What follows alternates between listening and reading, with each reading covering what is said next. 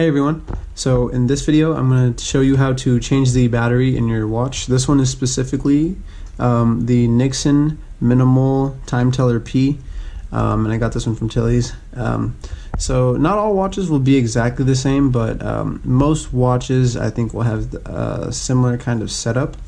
So basically all we're going to need here is I have like a smaller size, like small electronic size Phillips screwdriver. I also have, just as like a backup, this little cell phone repair toolkit, and I don't think I'm going to need to use this, but it is here just in case. And then lastly, for this specific watch, the type of battery I need is a SR626SW, or I guess it's also cross-listed as a 377. It's like a cell battery. So yeah, without further ado, let's get straight to it. So basically, just inspect your watch.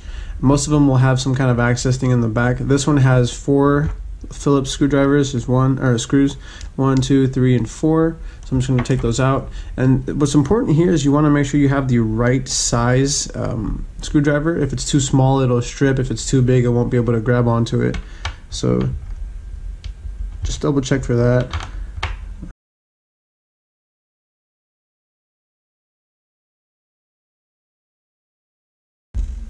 Alright, so we got all 4 of the screws out. We're just going to take them and set them to the side in a place that we know we won't lose them.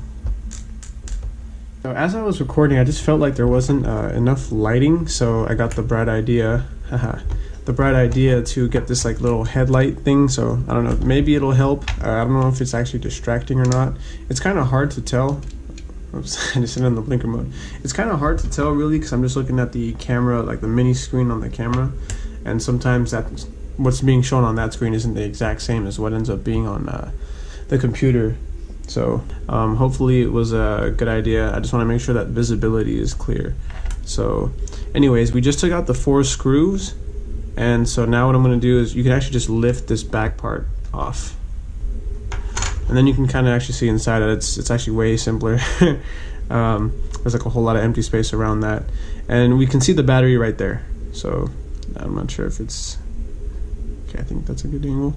Anyway, you can see the battery right there. So basically we're just going to replace that. We'll take note of the actual orientation of the battery before we swap it out. And so we see that it has the positive side facing towards us or out. So let me go ahead and grab the new battery. There we go. So I'm going to drop that out, clean up my space a little bit. So now I want to take this battery out, and I guess here I could use one of those pry tools to take it out, because it looks like a lot of that is delicate and I don't want to touch it with the metal end of the screwdriver. So I'm going to go ahead and grab one of the plastic pry tools, and we'll just go ahead and try to get the battery out.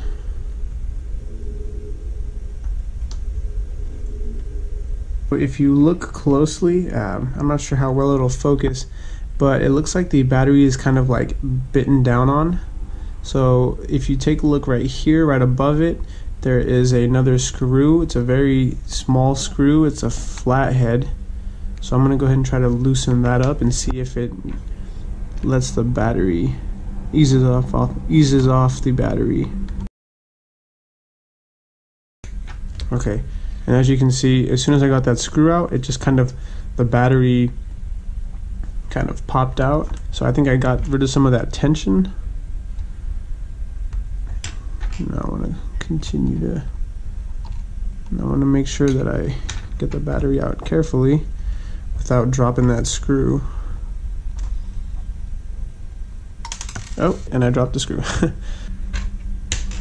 So this is the old battery. Here's the new battery. I'm going to go ahead and place it in.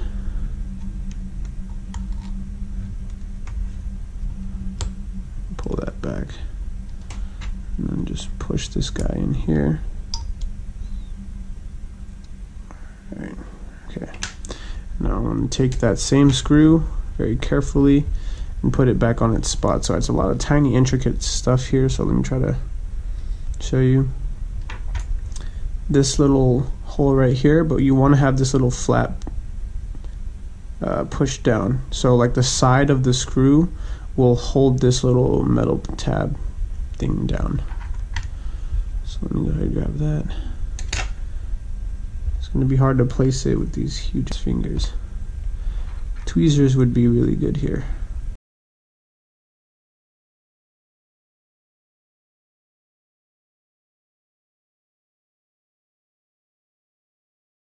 Wow, this is frustrating. Holy.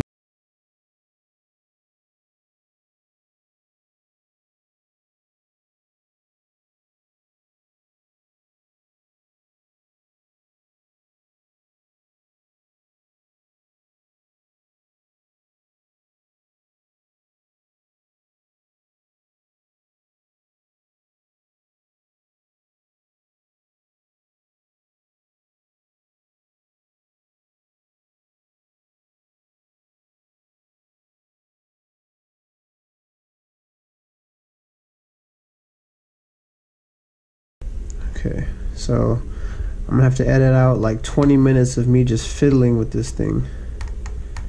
But I think, okay, I don't want to tighten it too much because that doesn't really have a lot of give. So let's see. Now we can turn it around and we see that our clock is ticking. All right, so we're almost there. We just got to put it all back together and we're basically done.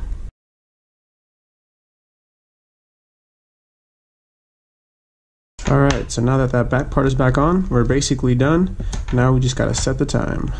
And that's basically it. Hopefully the video, hopefully you were able to see. I think that's the biggest issue in this video so far. I'll find out when I edit the video. I'll try to maybe see if I can do something to make it look a little better.